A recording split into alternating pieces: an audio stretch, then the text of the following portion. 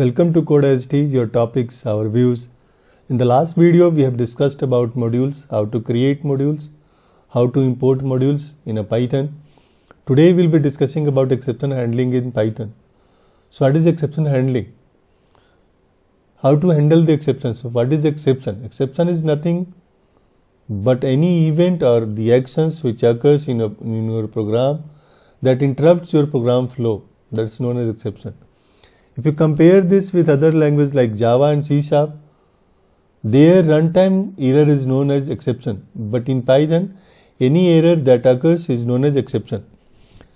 Let's start how to handle this exception. So what is exception? You can say directly any action or any event that interrupts your program flow. Like few of the built-in example like syntax error, value error. If file is not found and you are accessing this file not found error. If you are dividing any number by zero divide error. So many built-in errors are already there. Let's see how to handle this. So for handling exception in Python, they have written something try and then except. If you are from the C# background, the try, catch and finally block is there. But here we have to write try, except, there is one else and then finally. Okay. So in try block we write the code that may throw exception. Okay. Code that may throw exception. Okay. In catch block or the except block we write the code to notify that exception occurs. Okay. So if you write some code in a try block that has any kind of error or exception, that should be called here, because this one is the generic exception. Okay.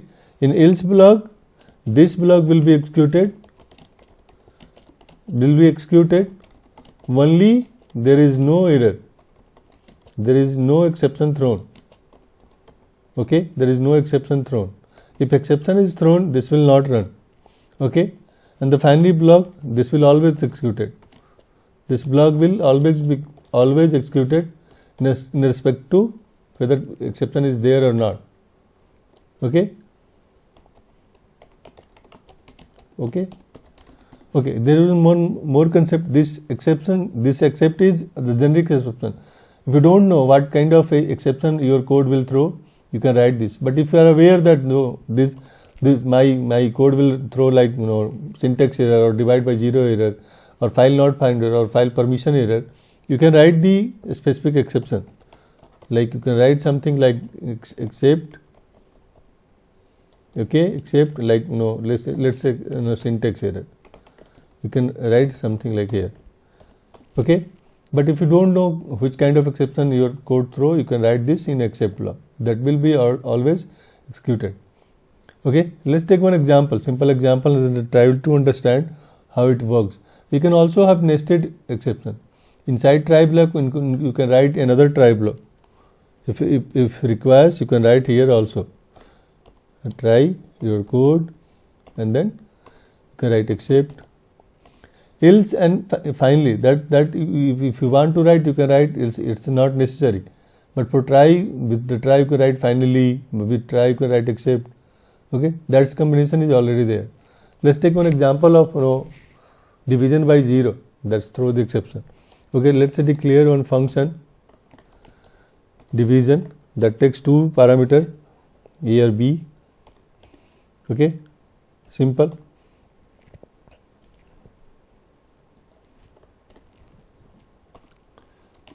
This is returning a by b. Okay, let's call this. Print directly. If you print something like 12 by 0, you see here what kind of error will be there. You will get zero divide error. See here division by zero division error is thrown. So how to handle this? Let's take this. So we write try and inside we call this division. Inside we store the division in result. We write something division 10 in, okay, just print the delete, print the result, right? Okay, now we will, as we know that this zero division error is thrown here, we can write here with zero division error, you can print something like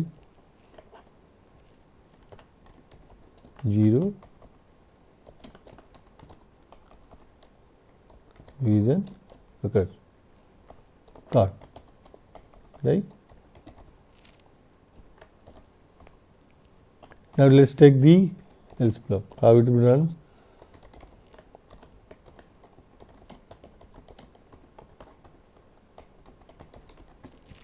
If you understand the concept, it's easier to write the code. Okay, so you try to understand the flow, how it will work. Once you will understand this, it will be easier to write it. Okay, so in here it will throw an exception and that will be caught here in print.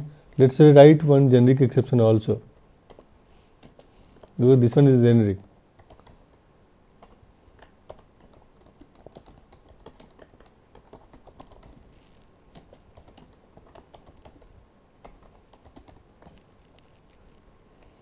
Okay, let's run the program.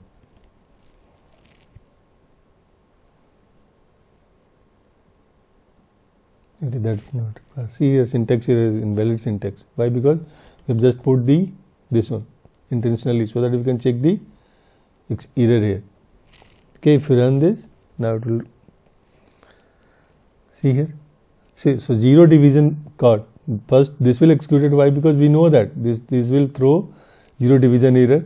So it will goes inside this exception block or except block, and then because this try block has error, so else block is not executed and it goes to finally block. So finally block is always executed whether your code has error or not. Okay.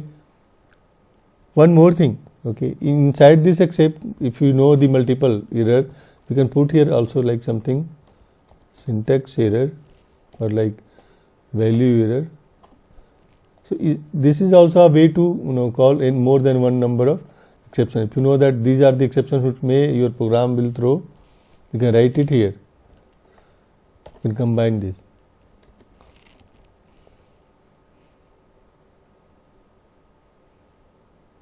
Okay.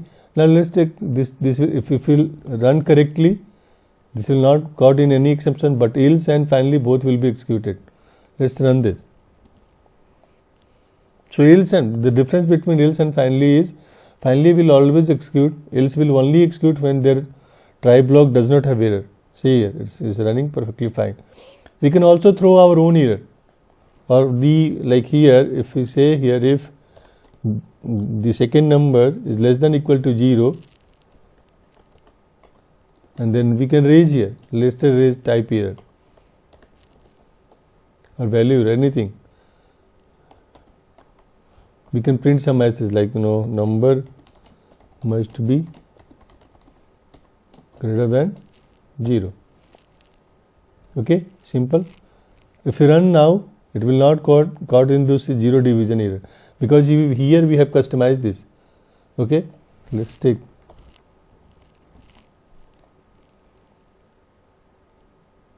See here, generic exception is caught. Why? Because we have not specified type error. If you specify the type error here, okay, let's take an example and specify that, so that we can have except type error print